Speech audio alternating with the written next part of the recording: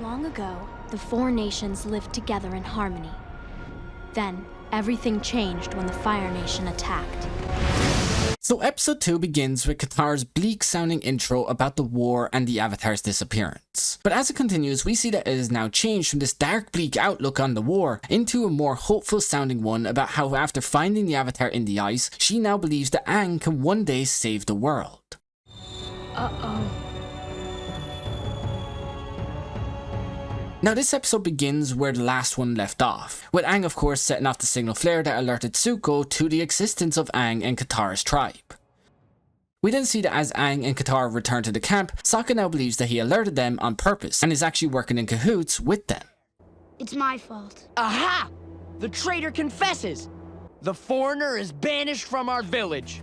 Sokka, you're making a mistake. No, I'm keeping my promise to Dad. Now here we get another sign of how impressing and honouring his dad's last words means a lot to Sokka. And even if it means upsetting his sister in order to keep her safe like his dad told him to do all those years ago, he's willing to do that. Even if he doesn't want to, he will do it to keep her safe. Don't you see? Aang's brought us something we haven't had in a long time.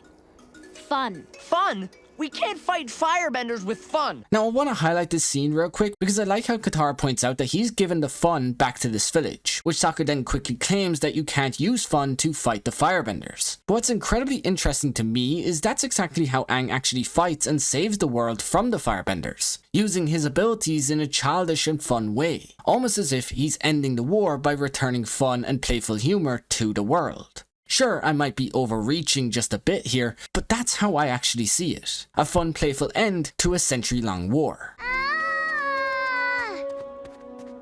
Aang, don't go. I'll miss you. Now I just love how they actually got a child to record this line, as it gives it a much more childlike and innocent feel to it. But again, maybe that's just me. I also want to point out how in the background of this scene, we can actually see the weirdly shaped snow sculptures that later we see Aang and Appa sitting inside. Just a small little detail, but something that I can appreciate.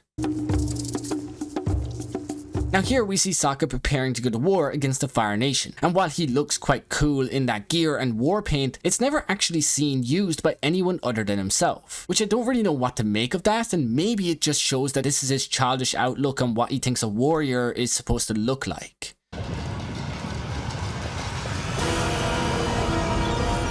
Now this is an incredibly powerful moment for Sokka, because as this massive earth-shaking warship approaches him, he just stands his ground and prepares to fight, highlighting that what he said to his dad all those years ago may actually be completely true.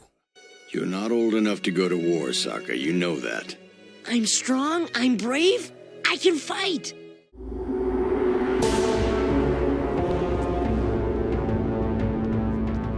Now this is actually the only time that we hear this higher pitched version of the Fire Nation arrival music, and while it's supposed to sound intimidating and powerful, I really do think it actually misses the mark and just sounds a bit odd overall. Now I love Sokka's strike first, ask questions later strategy here, because while it doesn't end well, it's actually quite smart given that he has limited training and would likely lose in a head-on-head fight against somebody like Zuko who's been training since Abu. You're the Airbender? Now the way Zuko's shoulders remain wet after he burns off the snow in this scene is just such a good little attention to detail and something that I love to see within a series that I'm watching. You're just a child. Well, you're just a teenager. The world famous line and age distinction that we've all heard one too many times before. If I go with you, will you promise to leave everyone alone? Now this is an amazing character defining moment from Zuko and Aang that I don't think gets talked about or brought up enough. Because in this moment, Aang sacrifices himself to protect the kids, of course showing his heroic qualities in full display. But on the other hand, the way Zuko agrees to his terms and also lives up to his side of the bargain even after they set sail, just shows him to be truly honourable and sets up perfectly for his character development and redemption much later down the line. Take care of Appa for me until I get back.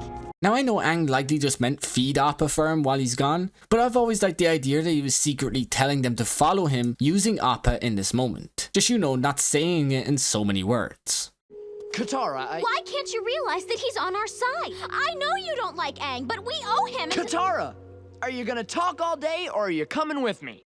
I love how Sokka's loyalty and honor towards Aang, this kid that he's only just met, has him instantly preparing to go after him without a single word having to be said from Katara herself. It's such a good but little character defining moment for him that honestly they didn't need to do, but again, one that I'm happy they did.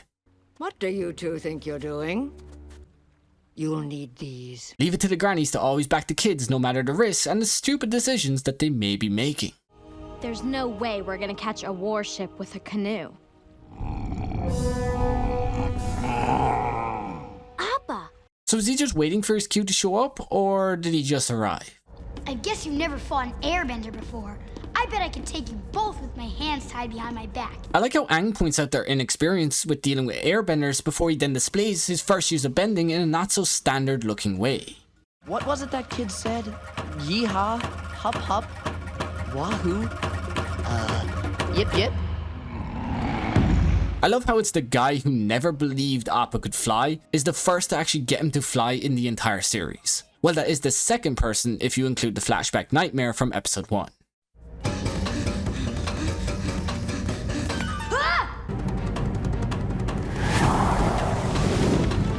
Another cool look at how Aang uses his airbending skills in a way that isn't all that common.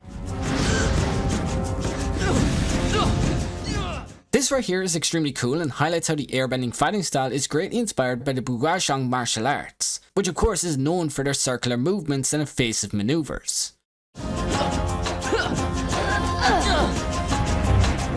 In this scene, we can actually see our first look at the blue spirit blades hanging on the wall. The blades that we of course see Zuko use much later on in the series.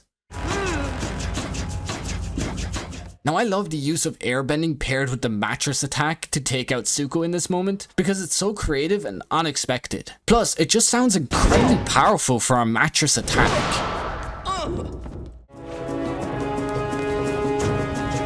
Here again, we see another guard who'd rather watch the Avatar escape the ship than even bother to do anything to try and stop him.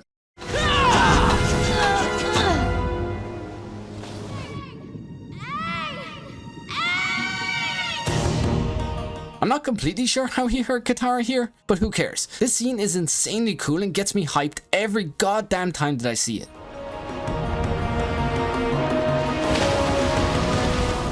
Oh hey, look, we found what's going to be the thumbnail. Cool.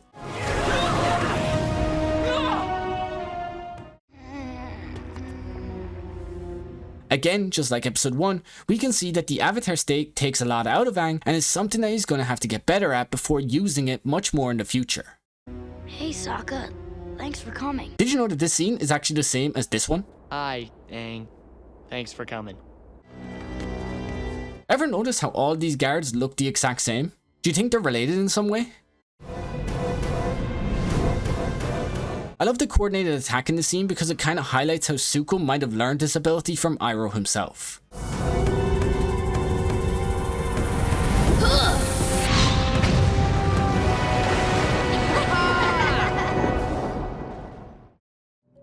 Why didn't you tell us you were the Avatar?